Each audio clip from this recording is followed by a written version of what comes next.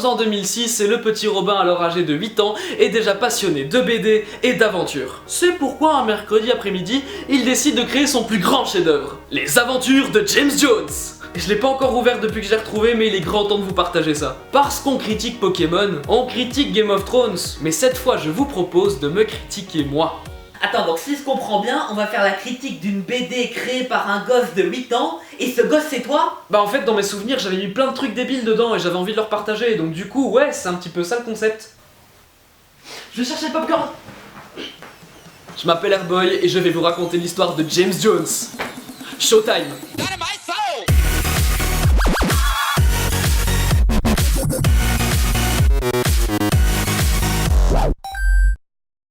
Avant de commencer, j'aimerais attirer votre attention sur cette couverture pleine de promesses. On y voit un agent secret beau gosse, des fossiles, des hommes de main pas du tout inspirés d'Indiana Jones et un terrible ennemi tapis dans l'ombre. Le tout sur fond de ruines en pleine jungle tropicale. Commençons. Nous retrouvons l'agent secret James Jones dans sa plus grande intimité, chez lui, devant un bon film de Godzilla passionnant. Enfin ça c'est pas moi qui le dis, c'est lui. T'as oublié un N à passionnant. Eh ça va, j'avais 8 ans, est-ce qu'il y a moyen d'être un petit peu indulgent? Ah moi celui-là pour critiquer. Ouais. Tout allait bien, mais tout à coup, un homme avec un nez beaucoup trop gros apparaît à l'écran. Chef? James, un vol de fossiles dans les ruines de Dinobanga, récupérez-les. À ces mots, une trappe s'ouvre dans le dos de James qui se fait éjecter par son fauteuil. Et ça recommence. Oh shit, here we go again. Il se dirige, il fonce en direction des ruines au volant de son méga 4x4 spécial jungle. Arrivé sur les lieux, il surprend deux hommes de main pas du tout inspirés d'Indiana Jones en pleine action. Et de 3, dépêchez-vous. Là il manque un S à... Ta gueule. Mais... Non, il a raison, ferme-la. Continue. Mais à l'abri des regards, James assiste à tout le spectacle. Soudain, un homme quitte le camion avec un sac rempli de fossiles. Bah tiens. C'est le moment que James choisit pour surgir de nulle part, et d'un seul geste, il stoppe le camion sous les regards terrifiés des hommes de main pas du tout inspirés d'Indiana Jones. Quel charisme! Quel swag! Mais l'un d'entre eux était armé d'une mitrailleuse. Il descend alors du véhicule et se met à tirer. Mais James ne se laisse pas impressionner. Il bondit par-dessus son adversaire et active son bracelet grappin. Une fois atterri derrière son ennemi, même ce dernier sait qu'il est foutu. It was at this moment Jackson knew. He fucked up. Il ligote les hommes de la camionnette à l'aide du fil de son grappin et se dirige vers le camion. Mais il est vide. James se sert alors de sa tête et utilise sa logique de super agent secret. Si le coffre est vide, c'est que tous les os sont dans le sac de l'homme qui est parti. Donc si je retrouve l'homme, je retrouve le sac. Et si je retrouve le sac, je retrouve les os.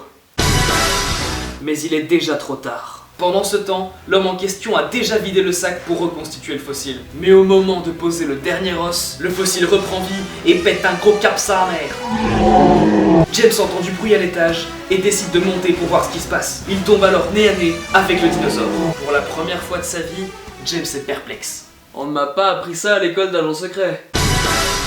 Heureusement, il aperçoit son bracelet grappin à l'étage inférieur, ce qui lui donne une idée. Alors déjà c'est marqué nulle part, qu'il l'a oublié là-bas, et puis en plus... Ok j'ai compris, je vais faire ma gueule. Avec une vitesse digne d'un champion olympique, il fend l'air comme un aigle en chasse et récupère son bracelet sous les yeux stupéfaits des hommes de main pas du tout inspirés d'Indiana Jones. James met alors son plan à exécution. Il lance son grappin dans le gosier du monstre jusqu'à attraper un os. Ah et puis merde. Une fois l'os attrapé, il tire de toutes ses forces pour le retirer, ce qui retransforme le dinosaure en un gros tas de fossiles. Ceci est un message pour tous les archéologues. À l'avenir, lorsque vous reconstituez un squelette, ne le complétez pas entièrement. On sait jamais, retirez-lui, je sais pas moi, un orteil, juste au cas où. On sait pas, juste au cas où. La police embarque les criminels, l'archéologue remonte le squelette sans son orteil et décide de lui donner le nom de James Hauser en l'honneur de notre héros. Fin. C'est la fin de cette vidéo, merci d'avoir regardé. Si elle t'a plu, tu peux mettre un pouce bleu. Et vu que j'ai jamais vraiment trouvé de titre à cette BD, eh bien je t'invite à le faire en commentaire. Il restait juste encore une chose que je vous ai pas montré. Au dos de la BD, on peut voir que James a une phrase d'accroche qui est: James Jones est là, cachez-vous, c'est moi. Et je crois que je n'ai jamais rien écrit d'aussi badass. Ah t'avais mis un S au lieu d'un... Oh putain. Merci.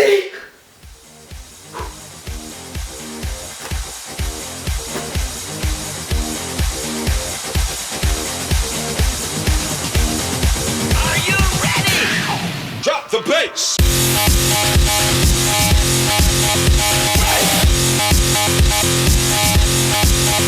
Right. Si le coffre est vide, c'est que tous les os sont dans le sac de l'homme qui est parti, ok? If I find a man, I find the bag. Et si je retrouve le bag, je retrouve les os. Et les os c'est bien parce qu'il y a plein de calcium dedans. Mais pas dans les miens. Dans les miens, il y a du fer. Parce que j'ai un squelette en acier, ok? I've got metal in my body, tu comprends? J'adore la vie.